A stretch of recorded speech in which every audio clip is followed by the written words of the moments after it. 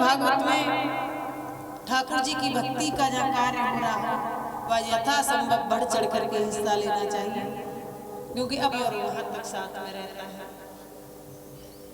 आइए पुनः कथा में चलते हैं। जो आनंद सिंधु सुख राशि शिखर त्रिलोकस्य सुपासी,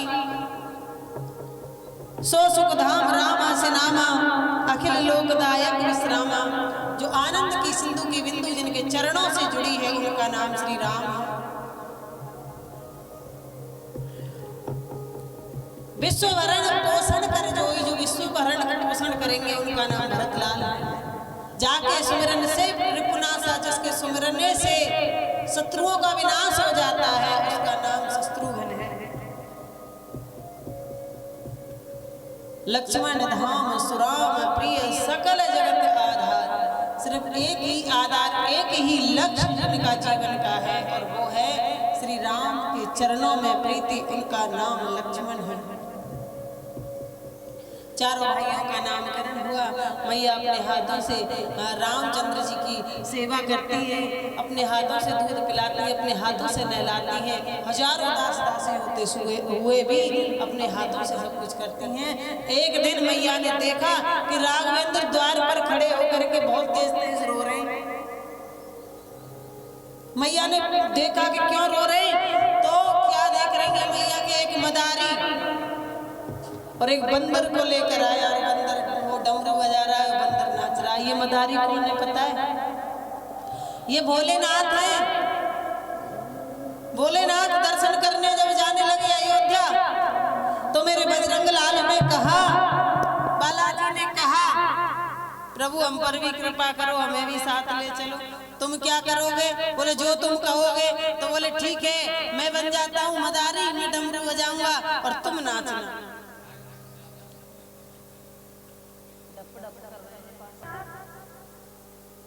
डमरू बजा रहे हैं और इधर मेरे हनुमंत लाल नाच नाच रहे हैं। और रामचंद्र क्यों रो रहे हैं पता है आपको? वो इसलिए रो रहे हैं कि मैया अंदर से निकल के आए और ये बंदर नाच रहा है, इसे हमें दिलवाएं। और ये भोलेनाथ के हाथ में जो खिलौना है ना, वो कह रहे हैं बाबा के हाथ में जो ये खिलौना है ये हमें चाहिए और हम भी इस बंदर को नचाएंगे। सो मैया ने कहा बाबा थोड़े उधर को चले जाओ ना, हमारा लाला, हमारा लाडेश्वर रो रहा है। भोला शंकर बने मदारी, डमरू दशरथ द्वार बजाया। अब तो जाने लगे तो और तेज रोने लगे। दशरथ जी ने कहा बच्चों को क्यों रुला रही हो देवी, इससे बोलो ना कि अपने बंदर को यहीं नचाए। मेरे राघवेंद्र का बहुत पुराना रिश्ता है हनुमंत लाल से। दर्शन किए, बड़ा आनंद पाया और हनुमंत लाल प्रणाम करके चले गए। भगवान बड़े हुए, शिक्षा दीक्षा के लिए गुरुकुल भेज दिया। समस्त शिक्षाओं को पाकर के जब आए दशरथ जी महाराज सोचने लगे अब तो हमारे बालक हमारे बराबर के हो गए। बड़े खुश हैं, खुशी का ठिकाना नहीं। लेकिन उन्होंने देखा कि एक दिन उनके द्वार पर विश्वामित्र जी का आगमन हुआ। कहा दशरथ जी ने, अरे देव, अरे ऋषिवर, आप मेरे द्वार पर कैसे आपने आने का कष्ट किया? आप मुझे ही कह देते, मैं ही आपके पास आ जाता। तो कहने लगे कि बात ही कुछ ऐसी थी कि हमें आना पड़ा। क्या बात थी कि हम जब यज्ञ करते हैं ना तो राक्षस हमारे यज्ञ में विघ्न डालते हैं, तो हम चाहते हैं तुम अपने राम लक्ष्मण को हमारे साथ सुरक्षा में भेज दो। गुरु वशिष्ठ जी ने समझाया तो राम और लक्ष्मण को भेज दिया। मेरे प्रभु ने सबसे पहले ताड़का का उद्धार किया, अनेकों राक्षसों का उद्धार करते हुए विश्वामित्र जी के यज्ञ को सफल करवाया। एक दिन लक्ष्मण जी चरण दाब रहे थे गुरु विश्वामित्र जी के, तो विश्वामित्र जी ने कहा बेटा राम, एक पाती आई है आज, देखना ये कहां से आई है। उस पत्रिका को पढ़ा, महाराज ये पत्रिका जनकपुर से आई है, राजा जनक की पुत्री का स्वयंवर है और आपके लिए निमंत्रण है। सुबह हुआ, गुरु के साथ दोनों चेला निमंत्रण के आधार पर जनकपुर जाने लगे। तो रास्ते में गौतम की नारी अहिल्या को प्रभु ने चरण स्पर्श करके तार दिया। और जब वहां पर गए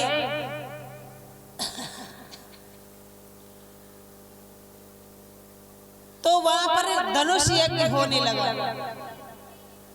एक साथ 10 राजा धनुष को उठाने लगे, लेकिन किसी पर धनुष हिला भी नहीं।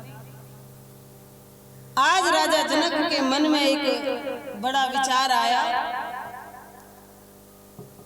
कि मैंने कैसी प्रतिज्ञा कर ली कि जो धनुष को उठाकर तोड़ देगा उसी के साथ मैं अपनी बेटी का विवाह करूंगा। और धनुष को उठाने वाला तो कोई है ही नहीं, पृथ्वी तो वीरों से खाली हो गई, अब तो मेरी लाली कुंवारी रह जाएगी, अब किसके साथ मैं इसकी शादी करूंगा।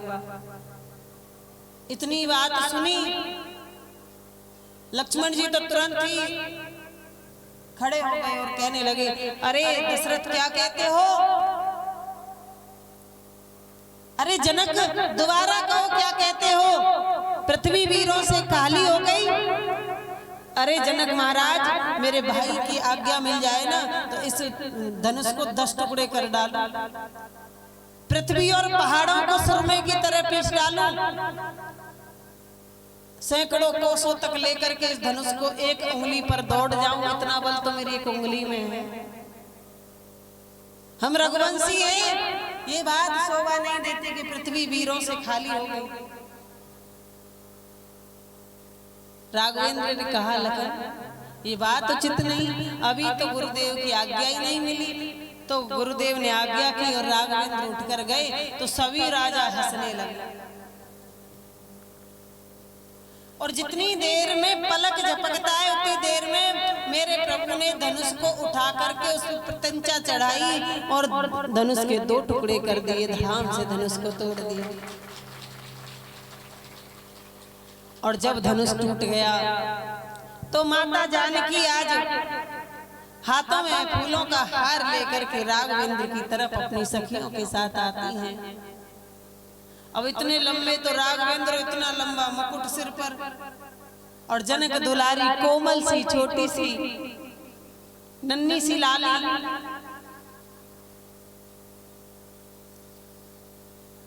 अब खूब माला डालने की कोशिश करें, लेकिन ऊंचाई इतनी कि माला हाथ में ही नहीं आए। तो सखियां कहने लगी, अरे राघवेंद्र थोड़ा झुक जाओ ना। तो राघवेंद्र ने कह दिया, हम तो झुकना हमने सीखा ही नहीं, क्योंकि हम तो क्षत्रिय हैं।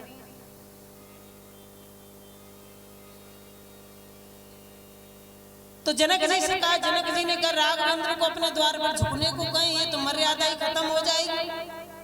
विश्वामित्र जी से कहा, विश्वामित्र जी ने कहा धनुष तुड़वाना संतों का काम था, वो हमने कर दिया, अब विवाह की तो आप जाने, आपका काम जाने, ये तो बालकों का काम है, सो आप जाने। अच्छा, लक्ष्मण जी से कहने लगे कि लक्ष्मण जी थोड़ा पृथ्वी को उठा दो ना। तो जानकी माला डालने बोले, पृथ्वी को उठाएंगे, तुम में कितनी बुद्धि है, तो भाभी के साथ भैया भी अधर नहीं हो जाएगा। तो फिर लोभ देने लगी और कहने लगी, सुनो हमारे यहाँ और भी कन्याएं हैं, इनकी माला डल जाएगी तो तुम्हें भी बहू दिलवा देंगे, तुम्हारा भी विवाह करा देंगे। सब बोले, हमें तुम ज्यादा लोभ लालच मत दो। लखन लाल के साथ जब एक करुणा भरी नजर से माता जानकी ने देखा तो समझ गए कि माता अब तो परेशान हो रही है, और जाकर के सीधे राघवेंद्र के चरणों में लेट गए। सो बात बात पर मर्यादा झुककर के जैसे भैया को चरणों से उठाया, इतनी देर में माता जानकी ने माल्य अर्पण कर दी। जब माला डाल दी तो राघवेंद्र ने फिर सीता मैया को माला डाली। अब महाराज पाती भेजी दशरथ जी के पास, पत्रिका देखी तो इधर बड़ी खुशी। अब क्या हुआ कि सभी जितने भी थे सबको सजाया दशरथ जी ने और बारात जाने लगी। अब सुनो मेरी बात, ग्राम वालों ने सुना कि जनक जी के यहाँ बारात आ रही है, तो गांव वाले स्वागत के लिए खड़े हो गए। अब आगे वाले बारातियों से पूछा, भाई दूल्हा कहाँ है? तो आगे वाले ने सोचा कि बिना दूल्हा के ये पहली बारात जा रही है। दूल्हा कहाँ है? बोले पीछे, बीच में आ रहा है। आगे वाले निकल गए। अब बीच वालों का नंबर, दूल्हा कहाँ है? बोले सबसे पीछे आ रहा है।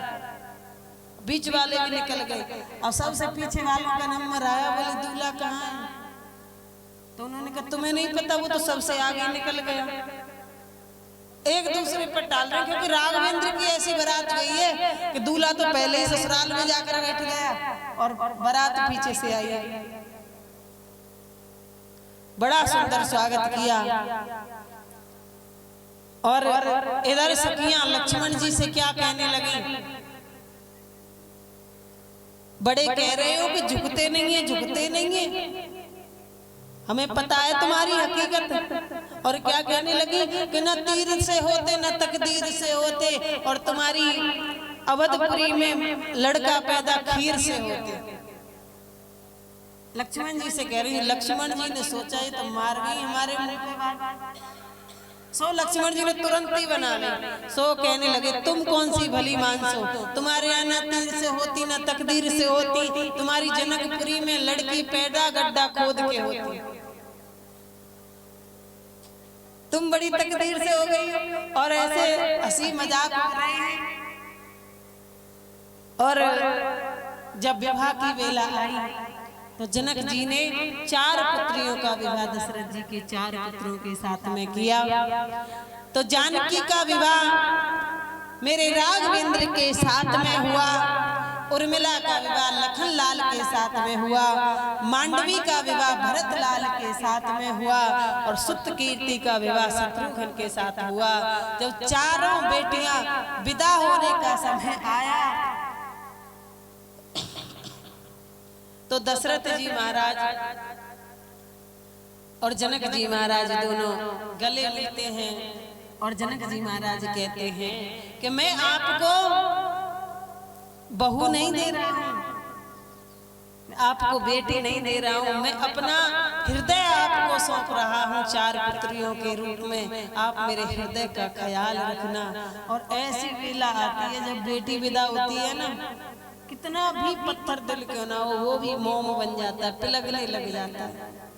कई बार तो ऐसा होता है कि जब बेटी विदा होती है घर वाले रोते हैं, पिता रोते हैं, मामा रोते हैं, मौसी मौसा सब रोते हैं। और वो तो इसलिए रोते हैं कि उनकी बेटी जा रही है। और कई बार ऐसा देखा है कि बाराती भी अपनी जेब से रूमाल निकाल कर आंसू पोंछने लग जाता है,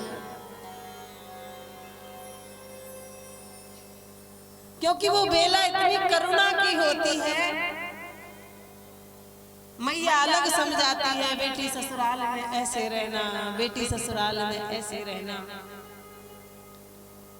पिताजी को ये लगता है, बताए पिता सबसे ज्यादा बेटी जाती है तो पिताजी रोते हैं। माँ तो सबके सामने रोती है, लेकिन पिता कैसे रोते हैं उस रोने को कोई देख नहीं पाता। पिता ऐसे रोते हैं कि सवरे परिवार की जिम्मेदारी उठाने वाला बाप होता है, सवरे परिवार की फिक्र करने वाला बाप होता है। लेकिन एक सवरे परिवार की फिक्र करने वाले बाप की फिक्र करने वाली सिर्फ एक बेटी होती है, और घर में कोई नहीं। पूरे घर की फिक्र पिता करेगा और पिता की फिक्र सिर्फ बेटी करती है, बेटे नहीं करते। जिन बेटों के लिए सब कुछ करके जाते हैं वो पिता की फिक्र नहीं करते। बेटी ऐसी होती है कि घर में कुछ भी बना तो पिताजी के लिए रख दो। अगर पिता बाहर से आएगा तो दौड़कर पानी का लोटा लेकर के बेटी आएगी, पिताजी जल्दी। पूरे परिवार की फिक्र करने वाला पिता और पिता की फिक्र करने वाली सिर्फ बेटी होती है। इसलिए बेटी सबसे अनमोल होती है।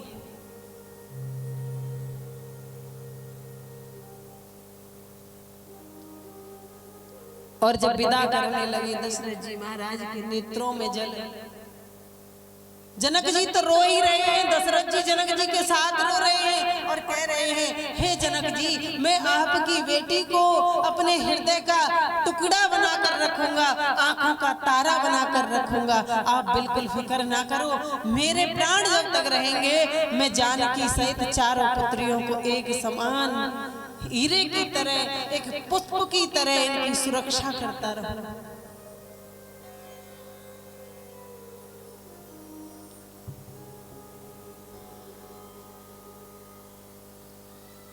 और जब चारों बेटियों को विदा किया,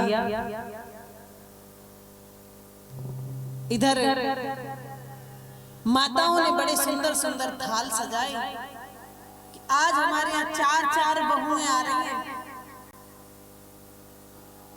एक बात बताऊं, ये जो माता होती है ना,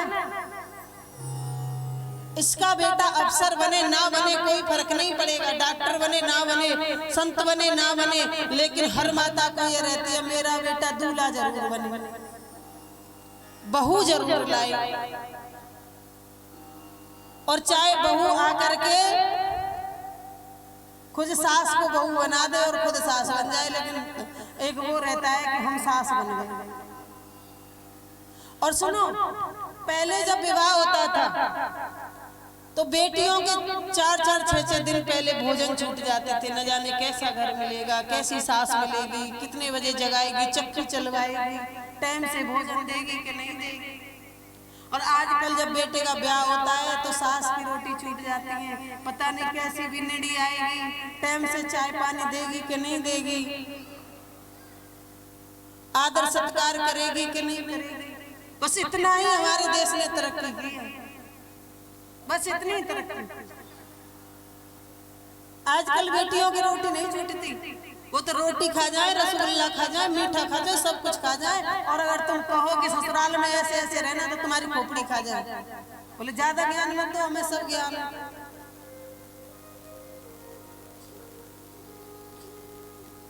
माताओं ने बड़े सुंदर सुंदर थाल और चारों बहुओं की आरती की, और आरती करके टीका किया, और टीका करके जब अंदर लेकर आई, आज चारों बहू आई, सभी गुरुजन बैठे हैं पास।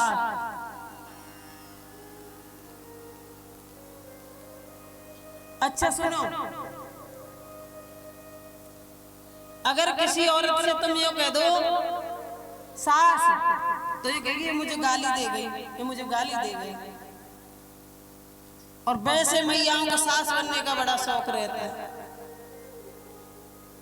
और अगर वैसे डायरेक्ट कह दो तो गाली हो गई, और वैसे सास बनने का बड़ा शौक रहता है। अब महाराज बड़ा सुंदर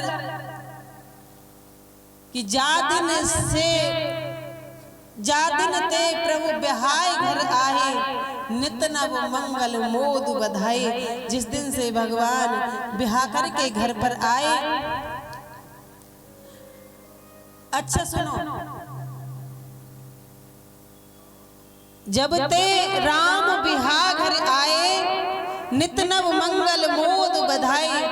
इस चौपाई से और यदि कोई 8 चौपाई आ गई, रोज पाठ करता है घर में, तो कितनी धन कितना आएगा ये पता नहीं है, लेकिन गारंटी है उस घर में निर्धनता दरिद्रता कभी नहीं आएगी, उस घर में संकट कभी नहीं आएगा। इस चौपाई से लेकर जब ते राम बिहा घर आए, नित नव मंगल मोद बधाए। बड़ी सुंदर सुंदर ये 8 चौपाई है, इनका नित्य पाठ करने से घर में बहुत धन की वृद्धि होती है।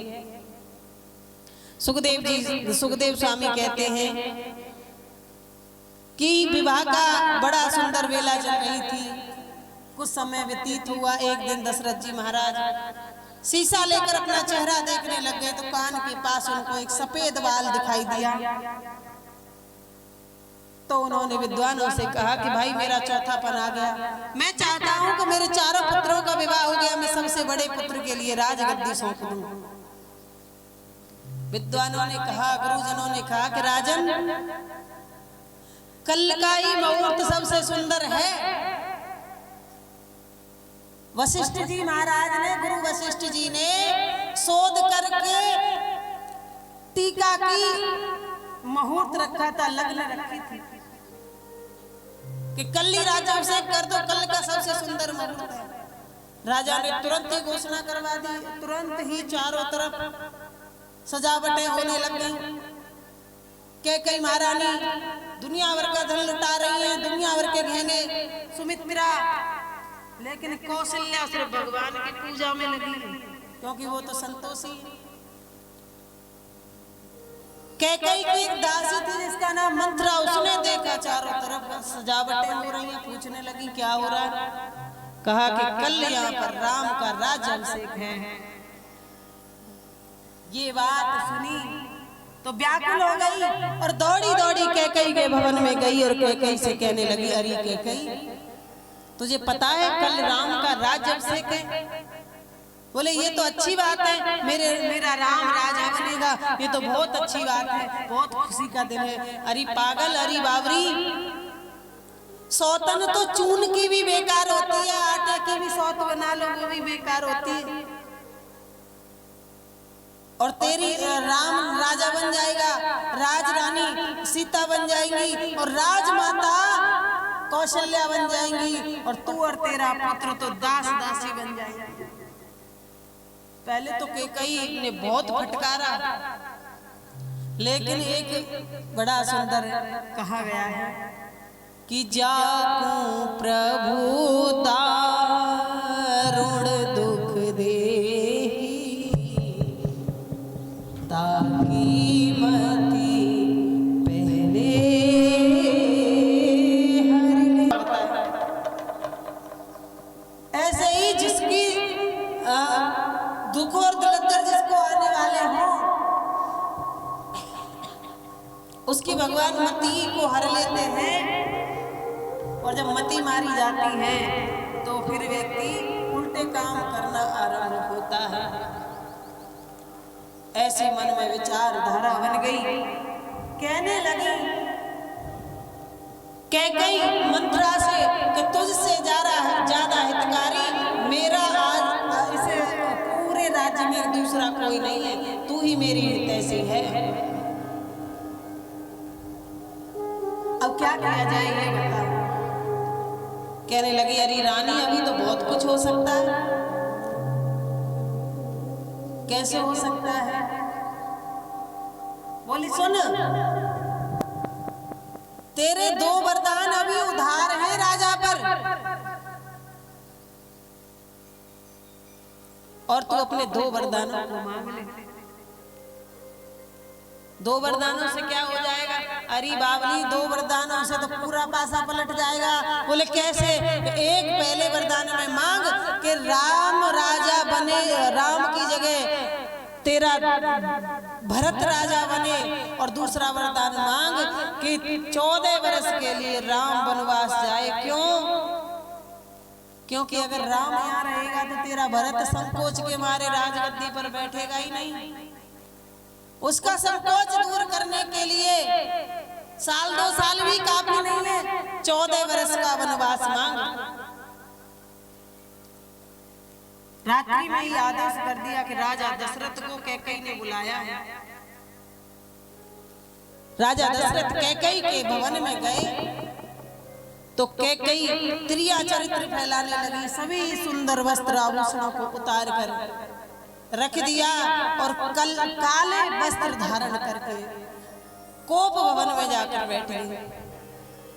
दशरथ ने पूछा, रानी तुम्हारे सबसे लाडले पुत्र राम का राज्याभिषेक है और तुम्हारी यह दशा, किसने तुमसे कड़वे वचन बोले? तुम मुझे अभी बताओ, क्या उसको अपने प्राणों की बिल्कुल भी चिंता नहीं है? दशरथ कहने लगे, मैं सबसे ज्यादा अधिक प्रेम कैकेयी तुमको करता हूं, और तुम्हारे इस रूप को देखकर मेरा हृदय रोता है। बताओ ना क्या कारण है? कैकेयी ने कहा, आप सिर्फ ये कहते ही आए हो कि आप हमसे प्रेम करते हो। अगर आप हमसे प्रेम करते तो राज अभिषेक की घोषणा करवाने से पहले क्या हमें नहीं पूछते?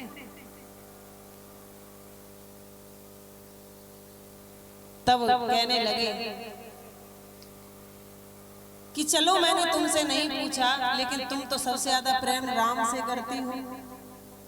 बोले महाराज, कल आप राज्य गद्दी को राम को सौंप दोगे तो समस्त पृथ्वी का राजा राम हो जाएगा, तुम्हारे पास क्या बचेगा?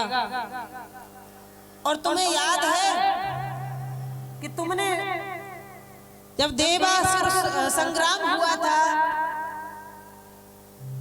तब तुम्हारे प्राणों की रक्षा मैंने की। तुमने कहा कि कई तुम 2 वरदान मांग लो। मैंने कह दिया था कि उधार है महाराज, फिर कभी मांग लेंगे। अरे रानी, क्या कहने लगी कि तुम जब राज से विहीन हो जाओगे, राज तुम दे दोगे राम को, तुम्हारे पास कुछ बचेगा नहीं, तो पहले मेरे 2 वरदानों को दे दो। दशरथ जी ने कहा जो मांगो सब हमारा है, कुछ भी मांग लो। बोली ऐसे नहीं मांगूंगी, तुम राम की कसम खा के कहो, राम की सौं खा के कहो, जो मांगूंगी वो मुझे दे दो। राम की सौगंध जैसे ही खाई तो मांगने लगी कि महाराज मेरे 2 वरदान दीजिए। पहला वरदान मेरा ये है कि मेरे भरत को सुबह राजगद्दी पर बिठाया जाए,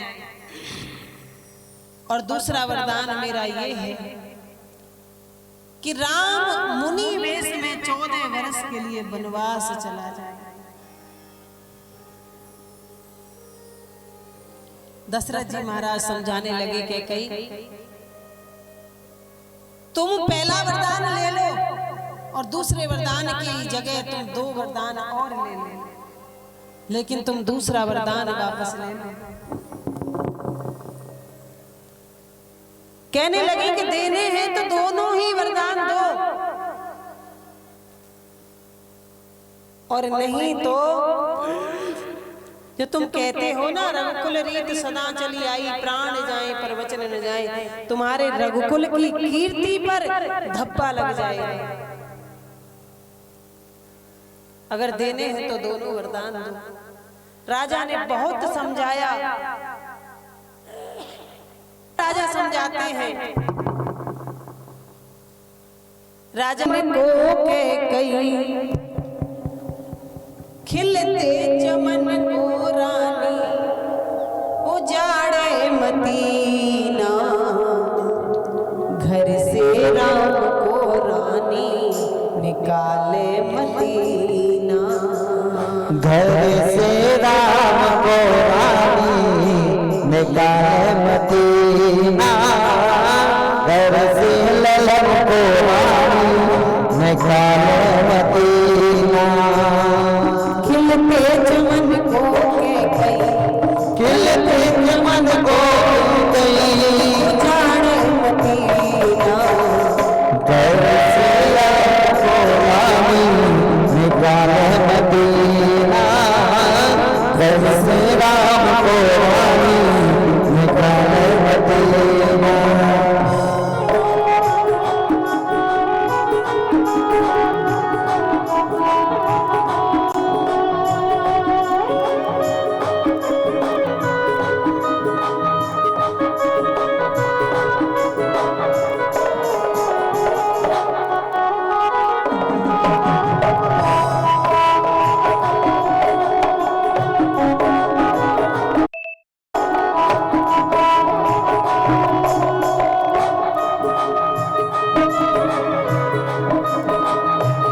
तालियां बजाते हुए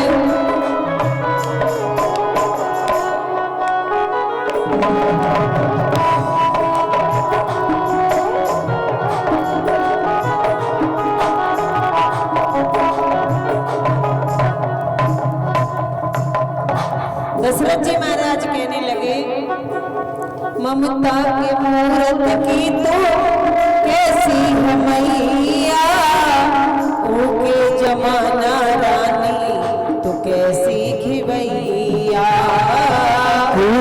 जमाना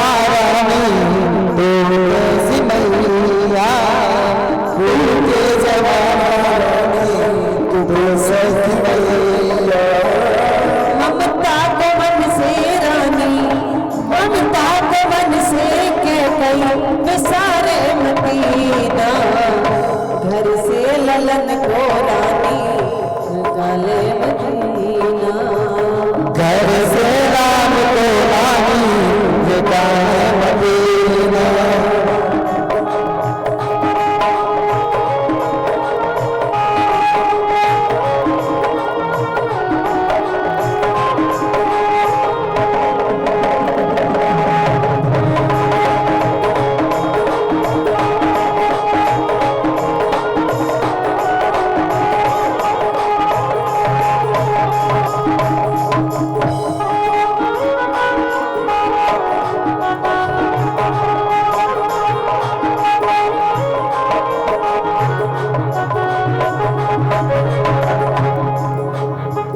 एक छोड़ दो तो रानी वरदान ले ले, वरदान में चाहे मेरे प्राण ले ले।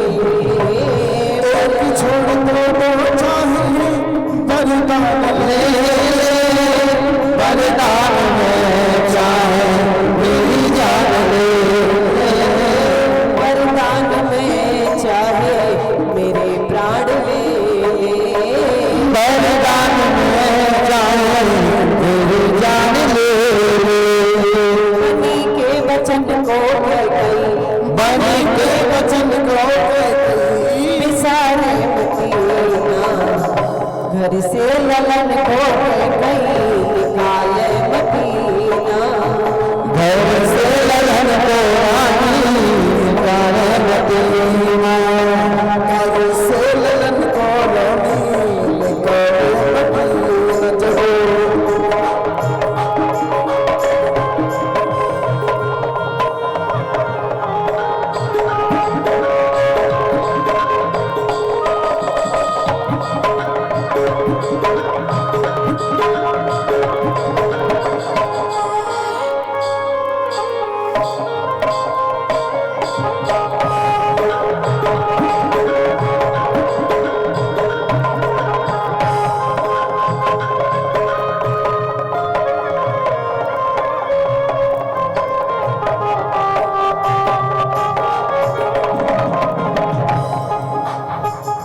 राजा दशरथ कहने लगे, हे कैकेयी, अगर तू इन दो वरदानों को ले गई और तूने राम को वनवास भेज दिया तो मेरे प्राण सुरक्षित नहीं रह पाएंगे, और मेरे प्राण निकल गए तो तू अभागन हो जाएगी और जमाना तुझ पे उकेगा। ममता की मुहूर्त की तू कैसी है मैया, ओके जमाना रानी तो कैसी खिवैया। ओके जमाना रानी तो कैसी मैया। ओके जमाना रानी तो कैसी। ममता को मन से भरना, ममता के मन से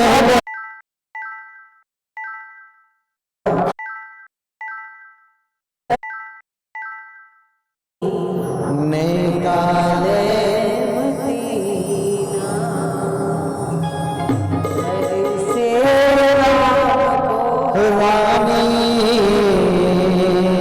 निकाले मदीना।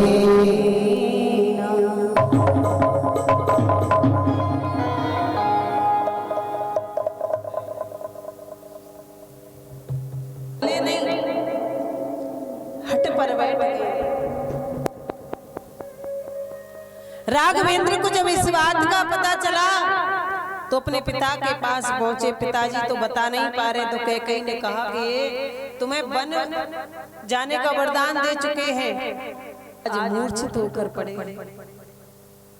राम ने बहुत समझाया अपने पिताजी को और माता कौशल्या से। विदा मांगने के लिए जब जाते हैं, मैया ने सुना तो मैया बड़ी व्याकुल हो गई। सीता ने सुना तो जानकी भी साथ जाने को तैयार हो गई। लखन लाल ने सुना तो लखन लाल भी साथ जाने को तैयार हो गए। मुनि वेश धारण करके राम लखन और सीता जब वन को जाने लगे तब दशरथ जी ने सुमंत को भेजा और कहा कि रथ लेकर जाओ, 2-1 दिन में इनको समझा करके वापस ले आना। लेकिन तमसा नदी के तट पर सबको सोता हुआ छोड़कर भगवान जब आगे निकल गए, भीलों से मुलाकात हुई, केवट से मुलाकात हुई, और केवट से जब मुलाकात हुई तो केवट से कहा कि भैया हमें नैया, अपनी नैया से नदी पार करा दो। तो केवट ने कहा महाराज मैंने सुना है कि तुम पत्थरों से भी पैर लगा देते हो तो वो नारी बन जाती हैं, और तुम्हारे यही पैर और मेरी नाव में पड़ गए और मेरी नाव कहीं बन गई नारी, तो मैं एक ही नारी से परेशान हूँ, ये तो 2 नारी कहाँ से पालूंगा? ये नाव ही मेरे घर को चलाने वाली खिवैया है, तो क्या किया जाए? तो बोले पहले मैं आपके पैर पखारूंगा और पखार कर पी कर देखूंगा, अगर मुझे कुछ नहीं हुआ तो तुम मेरी नाव में बैठ जाना।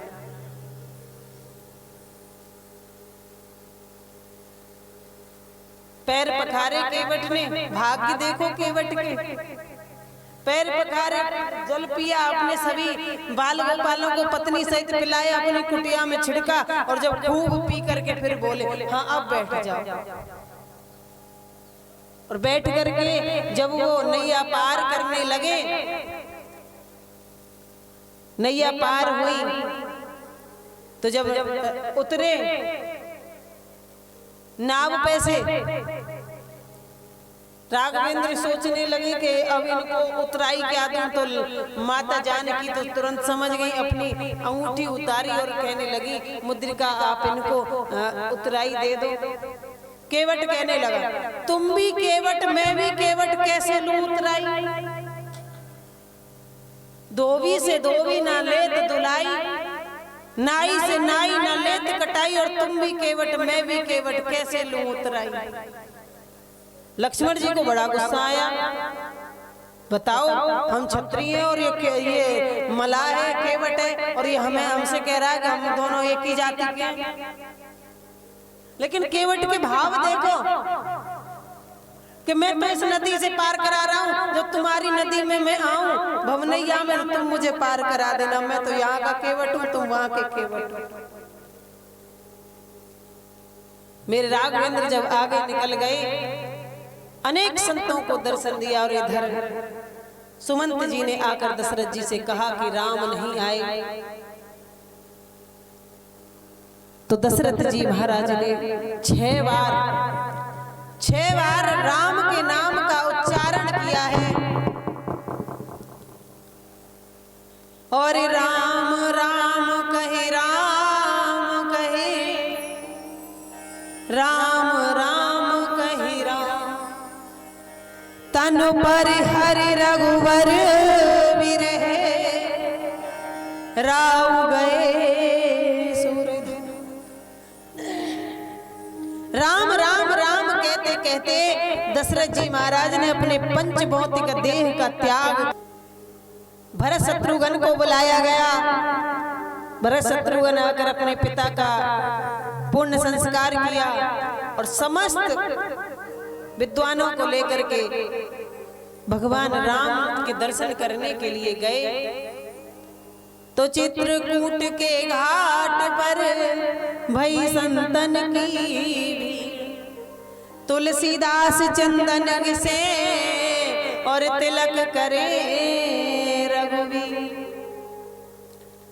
चित्रकूट के घाट पर दोनों भाइयों का मिलन हुआ। राघवेंद्र ने भरत को समझाया, पिताजी तो चले गए, लेकिन पिताजी की जो वचन है उसे मिथ्या हम कर दें तो हमारा क्या जीवन है। खड़ा मुंह लेकर के जब भरत जी महाराज लौट कर आए, तो मेरे राघवेंद्र वन में भ्रमण करते करते, राक्षसों का उद्धार करते हुए, संतों का दर्शन करते हुए,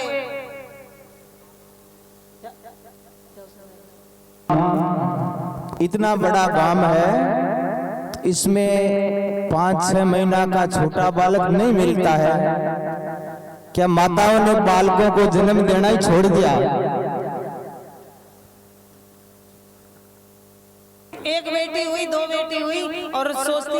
नहीं करने, एक दो बेटे हुए अब नहीं करने। लेकिन सोचो, जिस धन को तुम जोड़ कर जा रहे हो उसके लिए एक ही बेटा काफी है। कोई आएगा ना दुश्मन मारने पीटने, तो पड़ोसी कोई बचाने नहीं आता, अपना होता वही बचा लेता है। ठीक है, अगर अपना भाई होगा तो डंडा लेके पास खड़ा हो जाएगा, तो सामने वाले की हिम्मत नहीं कि तुम्हें आके छू भी ले। और अकेला अकेला रह जाएगा तो कुटना पिटना, और जो धन तुम जोड़ रहे हो उसे भी लूट खसूट के लोग ले जाएंगे। जो आप बेटियां हैं ना, आपकी यहाँ बेटियां, उनकी सुरक्षा के लिए भाई चाहिए। आपकी जो संस्कृति चली आ रही है उसे साधने के लिए पुत्र। दशरथ जी महाराज के यहाँ भी एक ही पुत्र हो जाता, उन्होंने 4 पुत्र क्यों मांगे भगवान से? क्योंकि अगर राम लक्ष्मण वन को चले गए तो भरत शत्रुघ्न ने आकर के उनकी अंतिम संस्कार तो विधि विधान से किया। किसी का एक ही बेटा हो और वो पढ़ लिख करके नौकरी लग जाए, विदेश चला जाए, पीछे से माता पिता मर जाए, तो पड़ोसी अग्नि दे देंगे जब तक बेटा आ ही नहीं पाएगा। अगर 2-3 होंगे तो 2-3 में से कोई तो ऐसा रहेगा जो तुम्हारे गांव में रहेगा, तुम्हारे साथ रहेगा, जीवन भर तुम्हारे साथ रहेगा। अकेला तो पेड़ भी जंगल में खड़ा होकर के रोता है कि मेरे पास भी खड़ा होने वाला कोई चाहिए। इसलिए एक बेटा को नहीं करना है, 2, 3, 4 बेटे करने हैं। अरे ज्यादा नहीं करो तो 2 या 3 तो बेटे होने ही चाहिए, और 1 बेटी, 4 बच्चे तो होने ही चाहिए। बोलिए कृष्ण कन्हैया लाल की, भक्त वत्सल भगवान की।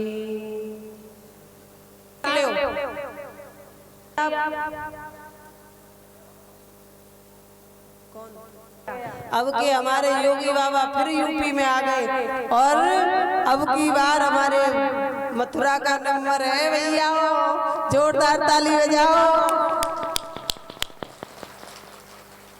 जीत गई और हमारे योगी बाबा आ गए, तो राम कथा चल रही है, सोचो मैं सुनाती हूँ। और पंचवटी पर जाकर कुटिया बनाई, वहां पर सूर्पनखा आ गई। सूर्पनखा ने आके कहा कि तुम सम पुरुष नमो सम नारी। लोग इसे गलत समझते हैं, लेकिन ये बात आप समझिए। सूर्पनखा ने कहा तुम सम पुरुष ना, तुम्हारे समान कोई पुरुष नहीं है और मेरे जैसी कोई नारी नहीं है। इतनी अधम होते हुए भी मैंने आपका दर्शन किया, लेकिन यह संयोग विधाता ने रचो विचारी, यह संयोग विधाता ने रच दिया कि तुम्हारे समान कोई पुरुष नहीं और मैं अधम से अधम नारी, लेकिन दोनों का लक्ष्य एक ही है, और वो है रावण का सुपड़ा साफ करवाना। लक्ष्य दोनों का एक ही, लक्ष्य एक होना चाहिए, अपने हिंदुत्व को बचाना। चाहे आप किसी जाति में हो, किसी कुल में हो, किसी भी धर्म में हो, किसी भी कुछ में हो, लेकिन लक्ष्य एक ही होना चाहिए कि अपने हिंदुत्व को बचाना, अपने राष्ट्र को बचाना और अपनी भारत की सनातन संस्कृति को बचाना। सबसे बड़ी खुशी तो इस बात की हो रही है कि 5 सीट और 5 ही हमारे बाबा ने अपने झोली में डाल दी।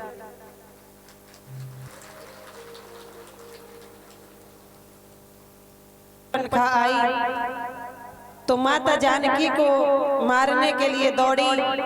मेरे लखन लाल ने सूर्पनखा की नाक को काट दिया। त्राहिमाम करते हुए रावण के पास पहुंची। रावण ने खलदूषण को भेजा, मेरे प्रभु ने खलदूषण का उद्धार कर दिया। तो रावण समझ गया कि ये कोई मानव नहीं है, साधारण मनुष्य होते तो चित्त हो जाते। तब उसने छल किया और मारीच को सोने का मृग बनाया, और मारीच को मृग बना करके तब मेरे प्रभु ने माता जानकी के पास पंचवटी पर लाया। तो सीता मैया ने देख लिया, राघवेंद्र को आदेश कर दिया कि मुझे ये मृग चाहिए। बहुत समझाई लेकिन नहीं मानी, तो लखन लाल को छोड़ करके वहां पर मेरे राघवेंद्र मृग के पीछे पीछे गए। और जब मृग में निशाना लगाया तो राम, सीता और लक्ष्मण का नाम लेकर के वो मृग मारा गया। माता जानकी को बड़ी चिंता हो गई और कहने लगी, लखन तुम जाओ, तुम्हारे भैया कष्ट में हैं, उनको जाकर देखो। बहुत समझाया लेकिन नहीं मानी। लक्ष्मण रेखा खींच करके लखन लाल चले गए। पीछे से रावण मैया सीता का हरण करके ले गया। जटायु ने युद्ध किया लेकिन जटायु को ही मार दिया। मेरे राघवेंद्र ने सीता की खोज करते करते जब चले तो सबरी के आश्रम पर पहुंचे। हनुमंत लाल से भेंट हुई और सुग्रीव से भेंट हनुमंत लाल ने करवाई। बाली का उद्धार किया और समस्त वानर सेना को लेकर के भगवान खोजने के लिए भेज दिए। जामवंत जी ने हनुमंत जी को याद दिलवाया कि तुम्हारी शक्ति तो विशाल है, तुम भूल चुके श्रापवश। लेकिन जब उन्हें शक्ति याद आई तो लंका में सिर्फ हनुमंत लाल ही गए। और वहां पर देखते हैं कि घर घर में उन्होंने जा करके देखा तो सीता मैया अशोक वाटिका में दिखी। उनको मुद्रिका प्रदान की, कछु फल खाए, कछु वाटिका उजाड़ करके मेरे प्रभु पूरे लंका में आग लगाकर जब लौटकर चूड़ामणि लेकर आए, मेरे प्रभु ने विश्वास कर लिया और समस्त वानर सेना को लेकर के पुल बनाया। नल नील नाम के 2 बंदर थे, वो राम राम लिख करके डालते गए और पुल बन गया और लंका पर चढ़ाई कर दी। युद्ध होना आरंभ हुआ। विभीषण जी ने राघवेंद्र की शरण ले ली। रथ में तो आता था रावण और निरथ रहते थे मेरे राघवेंद्र। युद्ध हुआ तो विभीषण ने बताया, महाराज इसके तो नाभि में अमृत है। मेरे प्रभु ने साध कर निशाना लगाया और राम राम कहते कहते उसने अपने पंचभौतिक देह का त्याग कर दिया। विभीषण को राजगद्दी पर अभिषेक कराकर माता जानकी को लेकर अग्नि की परीक्षा दिलवा करके जब अयोध्या के लिए मेरे राघवेंद्र आने लगे, अयोध्या नगरी में जब आए तो अयोध्या वासियों ने आज चारों तरफ दीपक ही दीपक, कहीं अंधेरा नहीं रह जाए।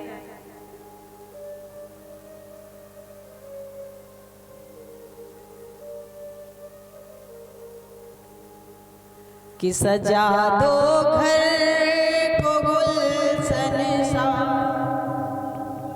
अवध में राम आए। सजा दो घर को गुलशन सा, अवध में राम आए। अवध में राम आए हैं, अवध में राम, अवध में राम आए, यूपी में राम आए हैं। कुटिया कुटिया भी दुल्हन सी, लगी कुटिया या भी दुल्हन सी, राम आए हैं। लगे कुटिया भी दुल्हन सी, मेरे सरकार आए। सजा दो घर को गुलशन सा, मेरे सरकार आए। मेरे सरकार आए, अवध में राम आए, अवध में राम आए। सब कुटिया भी दुल्हन सी, लगे कुटिया भी दुल्हन सी, राम आए हैं। सब कुटिया भी दुल्हन सी,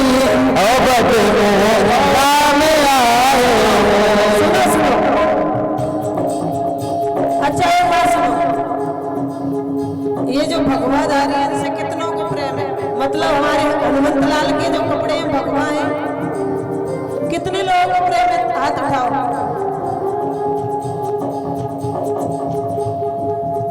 देखो सब जने हाथ उठाएंगे।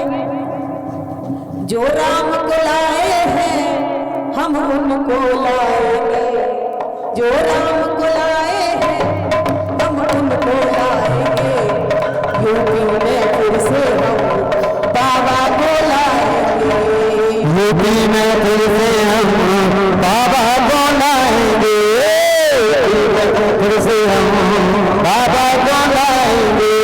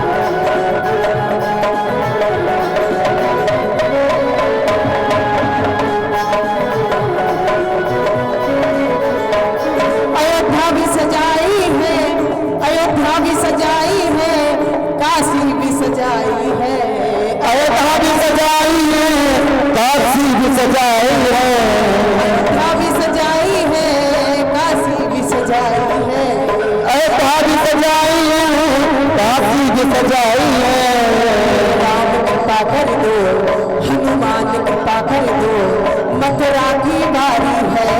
मेरे राम कृपा कर दो, घनश्याम की बारी है। मेरे राम कृपा कर दो, मथुरा की बारी है। मेरे राम कृपा कर दो, मथुरा भी सजाएंगे। जो राम को लाए हैं हम उनको लाएंगे, जो राम को लाए हैं हम उनको लाएंगे। यूपी में फिर से हम भगवा लहरा,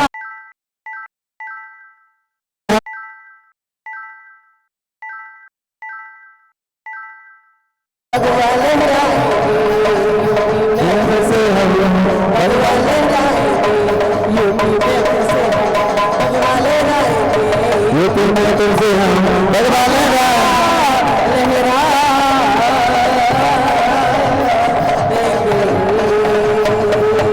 बोलिए राजा रामचंद्र भगवान की। यूपी में भगवा लहराने की लहर चुका है। एक बार सभी हाथ ऊपर करके सियावर रामचंद्र भगवान की जय श्री राम। आइए पुनः कथा में चलते हैं। श्री सुखदेव जी महाराज ने राघवेंद्र का वंश का निरूपण कराया कि अनेकों वर्षों तक राज्य करके भगवान सबको साथ में लेकर साकेत धाम के लिए चले गए।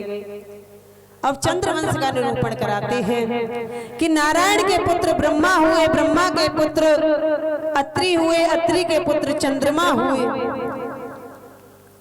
और चंद्रमा के पुत्र बुध हुए, बुध के पुत्र पुरुरवा हुए, पुरुरवा के 6 पुत्र हुए, आयु, सत्तायु, सत्तायु, रज, जय और विजय। इसी वंश में गादी परशुराम का जन्म हुआ। गादी के यहाँ विश्वामित्र जी का जन्म हुआ।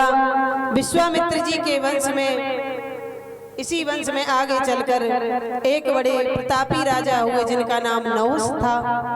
नहुस के 6 पुत्र हुए। यति ऐसे अर्जन्य पर्जन्य 2 पुत्रों को जन्म हुआ, और एक ने सूरसेन जी महाराज को जन्म दिया। अर्जन्य पर्जन्य जो होते उनसे 9 पुत्र पैदा हुए। नवनंदन, नंद बाबा इत्यादि जो गोकुल में वास करते हैं। सूरसेन जी महाराज के यहाँ वसुदेव जी का जन्म हुआ। सुखदेव जी महाराज कहते हैं मथुरा के एक बड़े प्रतापी राजा हुए जिनका नाम था उग्रसेन जी महाराज। तेजस्वी तेजस्वी ब्राह्मणों का आदर करने वाले थे। उनकी पत्नी गर्भवती थी। एक बार जंगल में भ्रमण करने गई, राक्षस का ऐसा साया पड़ा कि उनके गर्भ में बालक राक्षस बन गया। विद्वानों ने बताया महाराज ये बालक तो जन्म लेते ही तुम्हारा सत्यानाश कर देगा। तो उस बालक को सोने चांदी से मड़ी हुई एक संदूक में रखा और जमुना जी में बहा दिया। सूरसेन जी महाराज स्नान करते थे सुबह 4 बजे, उस संदूक को देखा और संदूक को किनारे पर खींच लिया। उसको खोल कर देखा तो उसमें तो बालक मिला। उस बालक का नाम भोलेनाथ की कैलाश पर जाकर तपस्या की, अनेकों बल प्राप्त किया। तो उसने असुरों को अपनी पार्टी में जमा कर लिया। अगासुर, बकासुर, धेनुकासुर, व्योमासुर, अरिष्टासुर, केसी, सबको अपनी कमेटी में जोड़ लिया। अब जब अपनी कमेटी में जोड़ लिया तो आकर के महाराज उग्रसेन यज्ञ कर रहे थे, यज्ञ का विध्वंस कर दिया। और जब महाराज उग्रसेन ने कहा कि तुमने गलत किया है तो उनको पकड़ के जेल में बंद कर दिया। जब जेल में बंद कर दिया तो उनकी एक बड़ी लाडली बहन थी, उसका नाम था देवकी। उसने सोचा कि मेरा लालन पालन वसुदेव के साथ हुआ है तो क्यों ना अपनी बहन देवकी का विवाह वसुदेव के साथ में कर दिया जाए। सुखदेव स्वामी कहते हैं कि वसुदेव जी की 7 पत्नियां थी, 6 तो पहले से थी। और जब कंस ने अपनी बहन का प्रस्ताव भेजा तो सूरसेन जी महाराज ने स्वीकार कर लिया। और 7वीं पत्नी जो है वो देवकी का विवाह वसुदेव के साथ में किया, बड़े धूमधाम से। सोचने लगा क्यों ना मैं अपनी बहन को अपने हाथों से विदा करके आऊं। जब रथ पर सवार होकर चला तो आकाशवाणी हुई, अरे कंस, तू जिस बहन को छोड़ने के लिए जा रहा है उसका 8वां गर्भ तेरा, 8वां पुत्र तेरा काल होगा। इतना सुना कि देवकी को केस पकड़ के रथ से नीचे खींच लिया। तलवार लेकर मारने दौड़ा कि मैं इसे जिंदा ही नहीं छोड़ूंगा। और जब ये जीवित ही नहीं रहेगी देवती तो ना पुत्र होंगे ना मेरा काल होगा। वसुदेव जी ने कहा, अरे कंस, तुम इतने प्रतापी होकर ऐसी बातें करते हो। तुम्हारा द्वेष तो देवकी के पुत्रों से, देवकी से थोड़ी है। इनके जितने भी पुत्र होंगे हम तुम्हें दे देंगे। देवकी और वसुदेव को जेल में बंद कर दिया। समय अनुसार देवकी मैया से एक पुत्र पैदा हुआ। कंस ने सोचा है पहले को क्यों मारूं, मेरा तो 8वां काल है। अब फिर नारद जी आ गए। नारद जी कह रहे हैं कि जब तक ये अत्याचार नहीं करेगा तब तक भगवान प्रकट कैसे होके आए। तो एक फूल लेकर आए, नारायण नारायण नारायण। कहिए ऋषि कैसे आना? अरे महाराज क्या अनर्थ करने जा रहे हैं? बोले इस पंखुड़ी को गिनो। बोले 1 2 3 4 5 6 7 8। अब इधर से गिनो, 1 2 3 4 5 6 7 8। क्या पता देवताओं ने उल्टी गिनती गिन ली हो। और जो 8वां आने वाला है वो पहले ही सबसे पहले भेज दिया हो। देवताओं की कोई नहीं पता, वो बीच में ही भेज दे। दिमाग घूम गए और देवकी के हाथ में से छुड़ाकर पत्थर पर मार दिया और देवकी के पहले पुत्र को मार डाला। दूसरा हुआ, दूसरे को मार दिया, तीसरे को मार दिया, चौथे को, 5वें को, 6वें को मार दिया। 7वां गर्भ आया तो भगवान टेंशन में आ गए। भगवान सोचने लगे ये तो मेरे बलराम जी हैं, अगर इस दुष्ट ने इनको भी मार दिया तो अनर्थ हो जाएगा। 8वां गर्भ खंडित हुआ और वही 8वां गर्भ रोहिणी मैया के गर्भ से बलराम जी बनकर आए। 7वां गर्भ खंडित हुआ और वही 7वां गर्भ रोहिणी मैया के गर्भ से बलराम जी बनकर आए। 8वीं संतान के रूप में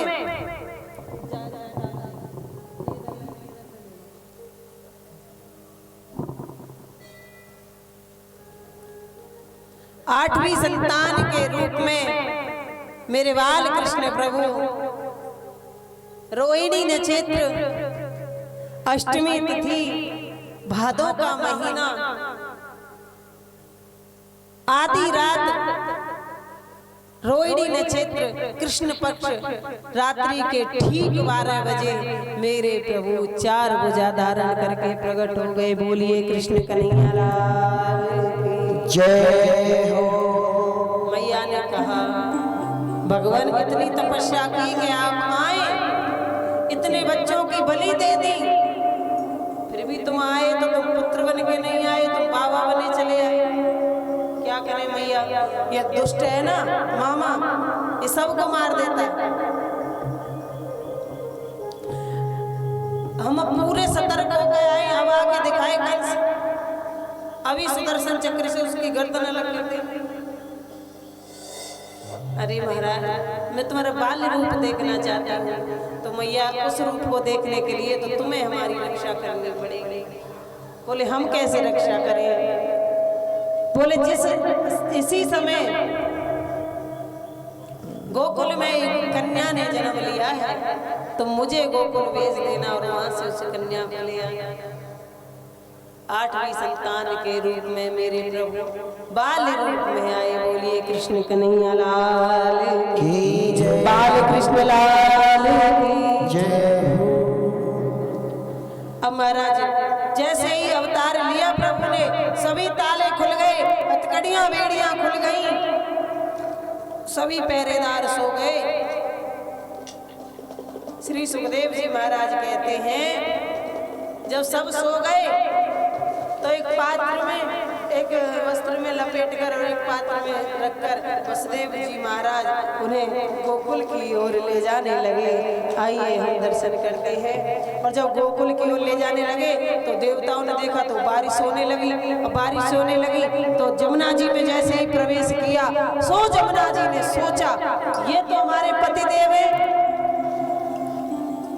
और हमारे पतिदेव हमारे पास आए हैं, तो चरण स्पर्श करना तो बनता ही है, चरण तो छूना ही चाहिए। सो ऊपर को उछाल मारने लगे और वसुदेव जी महाराज घबराने लगे कि कंस से बचा कर लाया तो अब ये जमुना ना छोड़े मेरे लाला।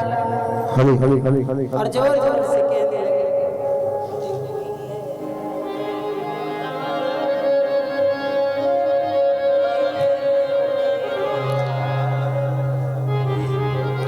मैया मुझे ये बताओ खुशी किस किस को है?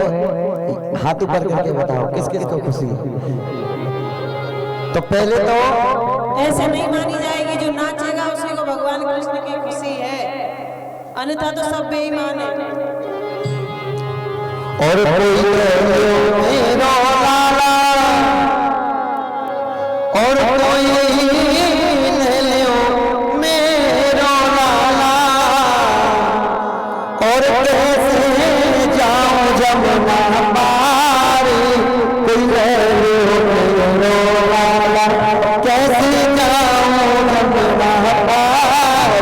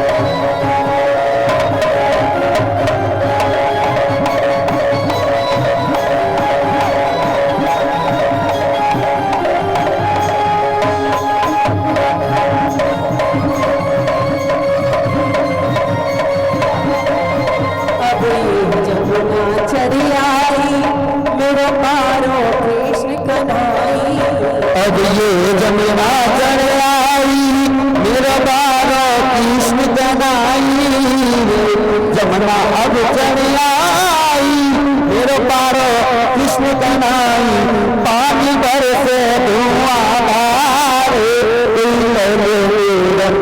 लाला, पानी भर से धुआं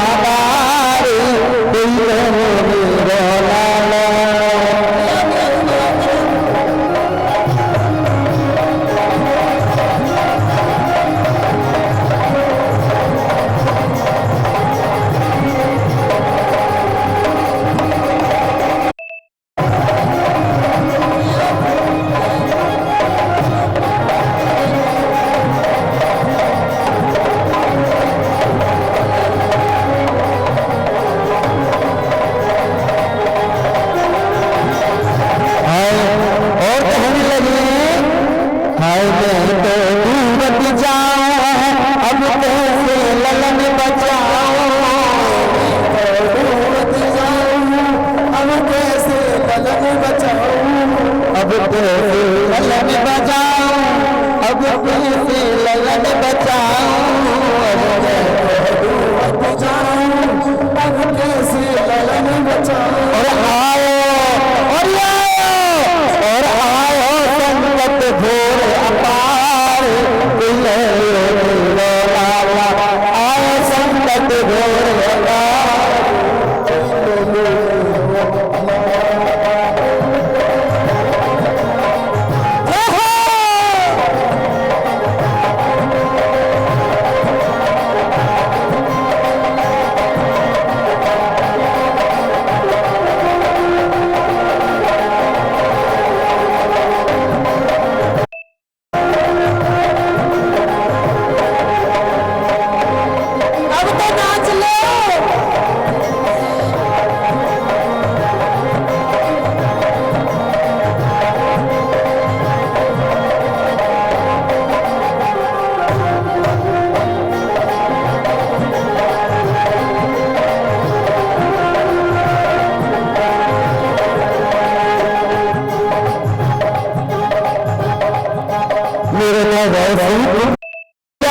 चल चल अब जमुना मैया, भरोसे में छैया, चल चल अब जमुना, चल भरोसे में छैया, चल चल अब जमुना मैया, भरोसे में छैया, चल चल अब जमुना मैया, भरोसे में छैया, चल अब जमुना मैया। और कैसे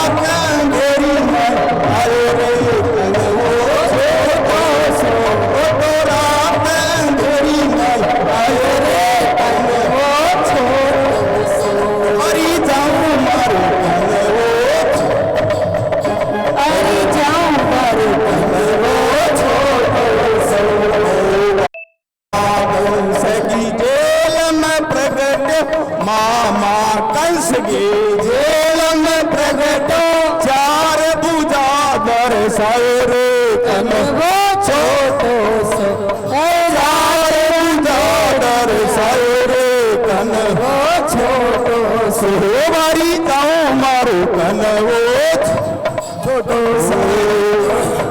मात देव की वसुदेव जी, मात देव की वसुदेव जी, स्तुति मंगल गायो रे कन वो छोटो सो, वारी जाऊं मारो कन वो छोटो सो, वारी जाऊं रे कन वो छोटो सो, वारी जाऊं रे कन वो छोटो सो। तेन लोक गो नाथ कही जे, तेन लोक गो नाथ कही जे, बबुओ सो बन आयो रे कन वो छोटो सो, बबुओ सो बन आयो रे कन वो छोटो सो, वारी जाऊं मारू कन वो छोटो सो, वारी जाऊं रे कन वो छोटो सो। ले वसुदेव जी चला गोकुल को, ले वसुदेव जी चला गोकुल को जमुना को जल बट आयो रे कनवो छोटो सो जमुना को जल बट आयो रे कनवो छोटो सो बारी जाऊं मैं कनवो छोटो सो बाल कृष्ण पैर छुआए बाल कृष्ण चरण छुआए जमुना जी को जल रे कनवो छोटो सो जमुना को जल उतर आयो रे कनवो छोटो सो वारी जाऊं मारो कनवो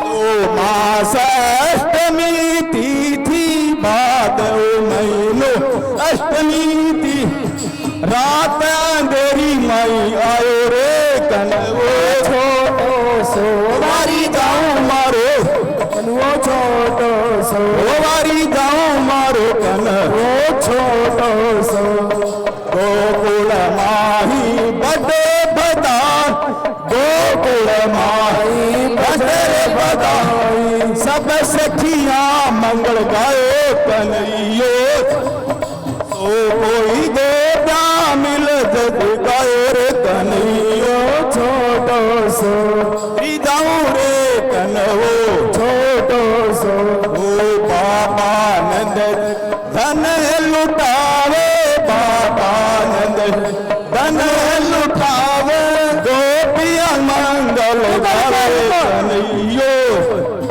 सो वारी जाऊं रे कन्हवो छोटो सो भगतारे कारण आयो कन्हैयो छोटो सो भगतारे कारण आयो कन्हैयो छोटो सो बाल कृष्ण लाल के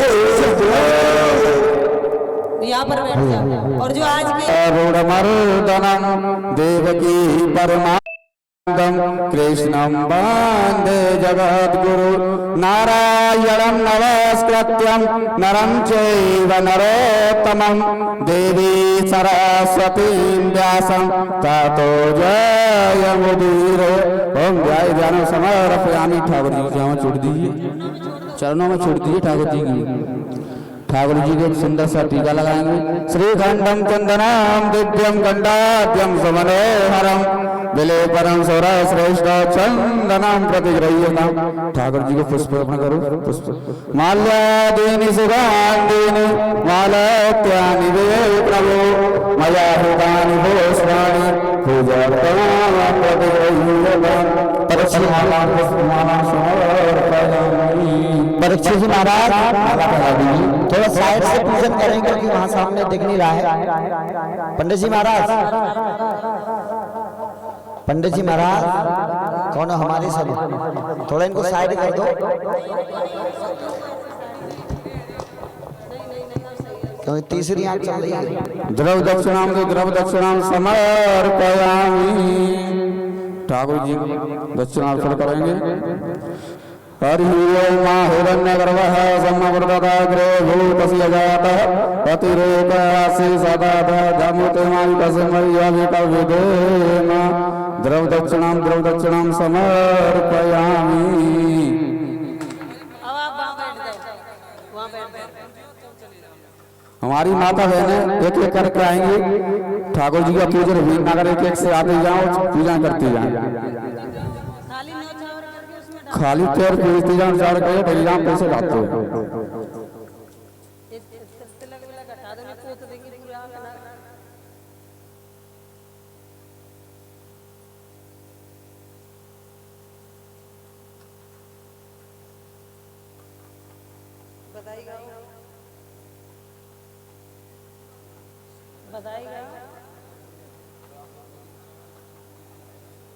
सब माताएं बालक कृष्ण बालक के चरण छू करके यहाँ आ जाएं और अपनी अपनी भेंट चढ़ा जाएं और भक्त लोग कीर्तन भी गाता जाए चुपचाप ऐसा नंद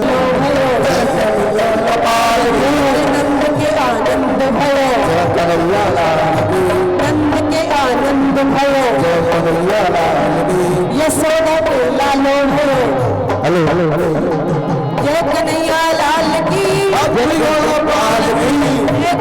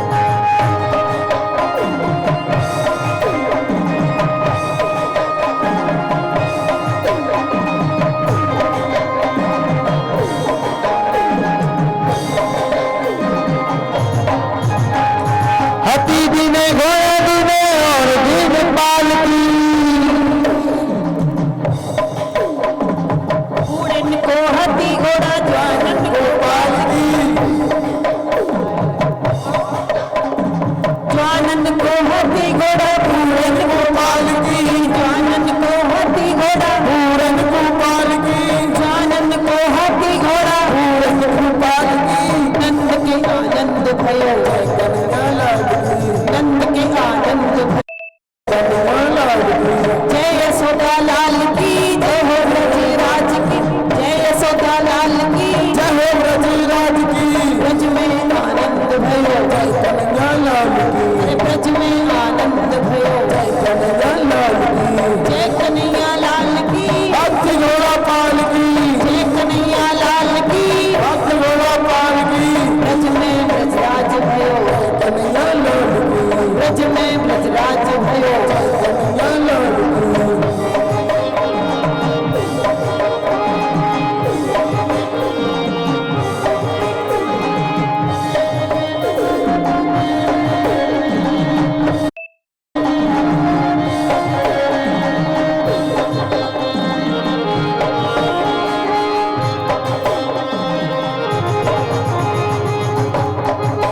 अरे मैया सुनो सुनो मैया, बाद में लाड प्यार पीछे कर लेना, पहले पूजन करके जाओ।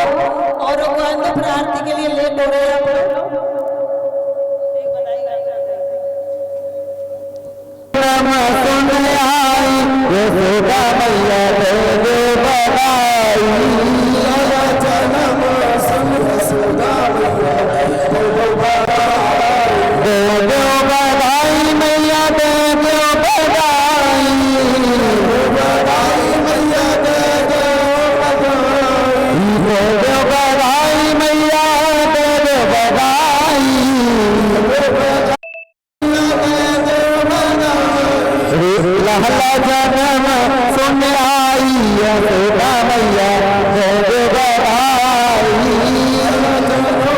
सुन आई यशोदा बधाई। जय हो जय हो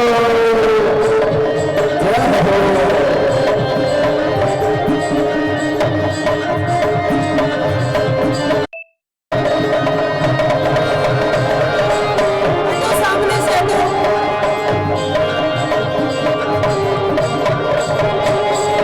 टीका भी लूंगी मैया नथनी भी लूंगी, टीका भी लूंगी मैया नथनी, टीका भी लूंगी मैया।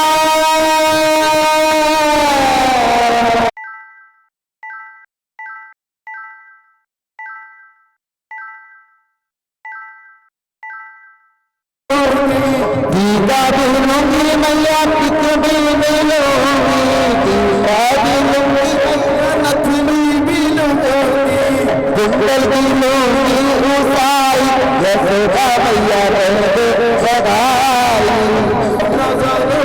सुन आई यशोदा मैया बधाई।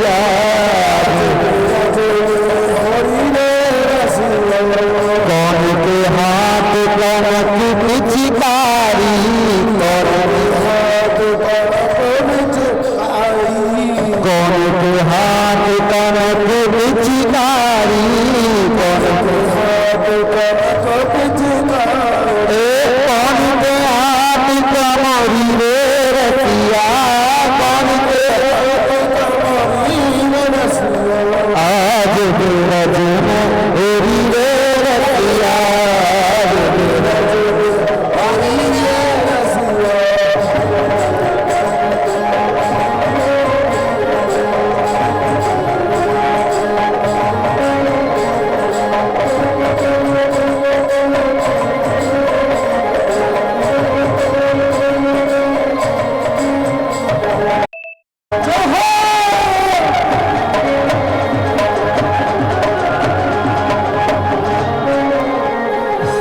कानक हाथ कनक पिचकारी, कानक हाथ कनक पिचकारी, कानक हाथ कनक पिचकारी। अरे राधा के हाथ रे रसिया, राधा के हाथ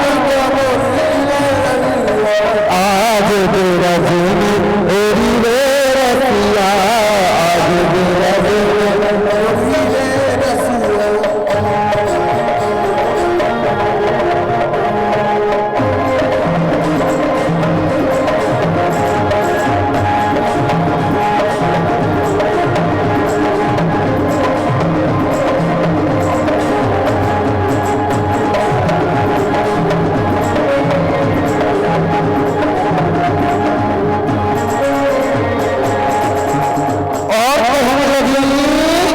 घर घर से ब्रज बनता आई, घर घर से सखिया, घर घर से ब्रज बनता आई, घर घर से बनता। कोई सावल कोई गोरी रे रसिया, कोई सावल कोई गोरी रे रसिया, आज बीरज में ओरी रे रसिया, आज बीरज में आज बीरज होता है तो सब अपने अपने घर से गायों के लिए रोटी गुड़ लेकर के आए। सब लोग गौशाला चलेंगे, गिरिराज जी को वहाँ पर पूजन करेंगे। जैसे ब्रजवासी गए गोवर्धन, ऐसे हम चलेंगे गौशाला और वहाँ गोपाल और गौरी गोपाल का पूजन करेंगे, गाय गोपाल का। और सब लोगों को गिरिराज महाराज के लिए कुछ ना कुछ बना के लाना है, पकौड़ी कचौड़ी, थोड़ा थोड़ा खिचड़ो और कुटेड़ी राबड़ी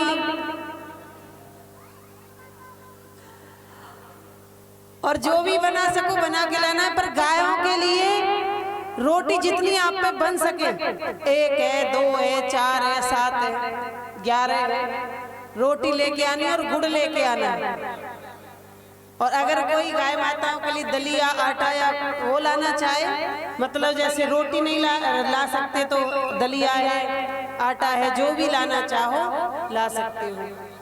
आरती के बाद सब दर्शन करने चलेंगे, 4 बजे वहाँ चलेंगे और इस समय तक सब फ्री हो जाएंगे। अब आरती के लिए फटाफट खड़े हो जाए। प्राण चमुख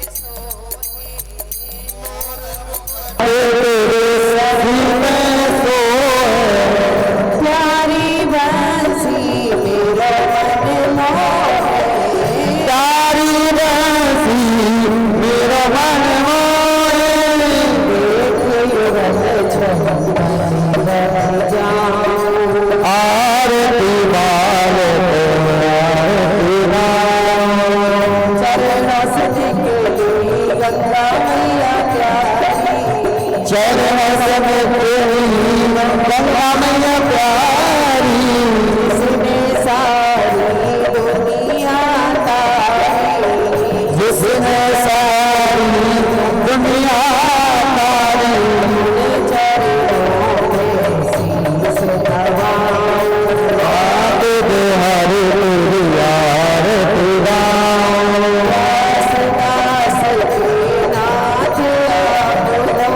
व्यास मास जितना दिया आपको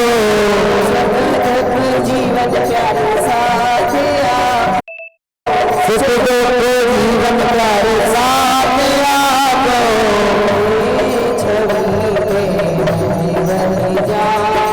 बात बिहारी तुझार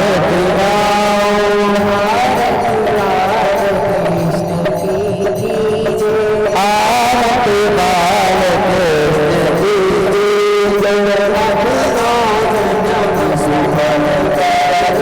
अपनो जन्म सफल करवी श्री असुरा को परम दुलारो श्री असुरा को परम दुलारो बाबा की अखियन को तारो बाबा की अखियन को तारो गोपिन के प्राणन को प्यारो गोपिन के प्राणन से प्यारो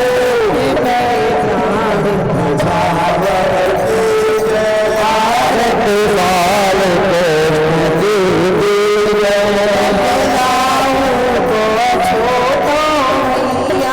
बलदाऊ को छोटो भैया कनुआ के कर बोलत मैया कनुआ के कर बोलत मैया परम मोदित मन लेत वलैया परम मोदित कर लेत वलैया छड़ने बंधे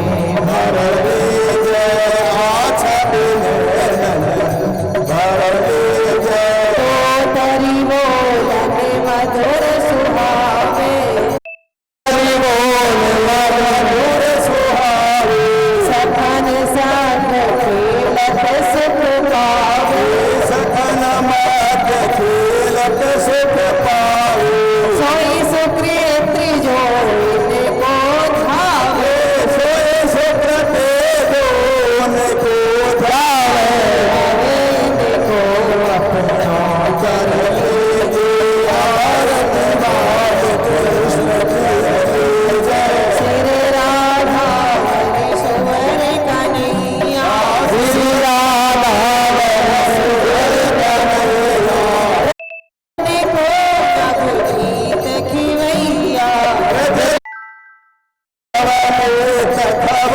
देखत ही मन लेत चुरैया मन लेत चुरैया अपनो सर्व से को अपनो सर्व से आरती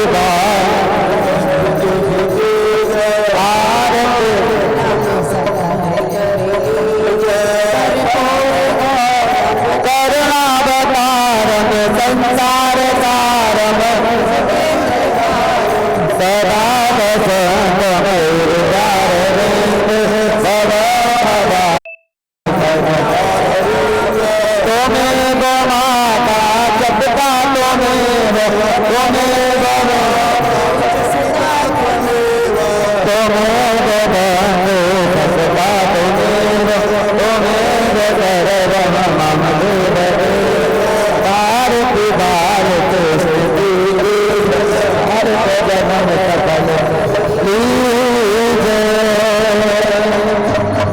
शांति वनस्पतय विश्वदेवाः शांति ब्रह्म शांति सर्वगुण शांति शांतिरेव शांति सामा शांतिरेधि जतो जपः समीहसो ततो नो अभयं कुरु सन्नः कुरु प्रजाभ्यो वयन्तः कुसुभ्यः सुसमाग्रभवतु हरिः ओम् जगनेन जगनेमयजन्तदेवस्तानि धर्माणि प्रतमान् सन्नः ते हनातं महिमानः सचन्त यत्र पूर्वे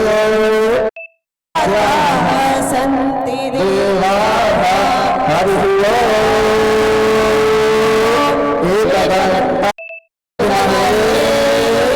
वक्रतुण्डाय धीमहि तन्नो दन्ति प्रचोदयात् हरि ओम तत्पुरुषाय विद्महे महादेवाय धीमहि तन्नो रुद्र प्रचोदयात् हरि ओम नारायणाय विद्महे वासुदेवाय धीमहि तन्नो विष्णु प्रचोदयात् हरि ओम महालक्ष्मी च विद्महे विष्णुपत्नी च धीमहि तन्नो लक्ष्मी प्रचोदयात् हरि ओम नंदनंदनाय विद्महे यशोदानंदनाय धीमहि तन्नो कृष्ण प्रचोदयात् हरि ओम दशवानुजाय च विद्महे सहस्त्रकृताय धीमहि तन्नो राधा प्रचोदयात् सेवन्ति काम कुलचम्पकपाटलाब्जै पुण्णागजाति करवीररसालपुष्प बिल्वप्रवाल तुलसी दलमाञ्जरी त्वां पूजयामि जगदीश्वरमे प्रसीद नानासुगन्धपुष्पाणि यथाकालोपवामि च पुष्पाञ्जलि मया दत्त्वा गृह्णामि परमेश्वरं सुमन सुगंधित सुमन शह सुमन सुगंध सुहाय पुष्पांजलि हरि पति करो सब देव करो स्वीकार त्रिमंत पुष्पांजलि समय बोली श्री बाबू बिहारी लाल की वृंदावन बिहारी लाल की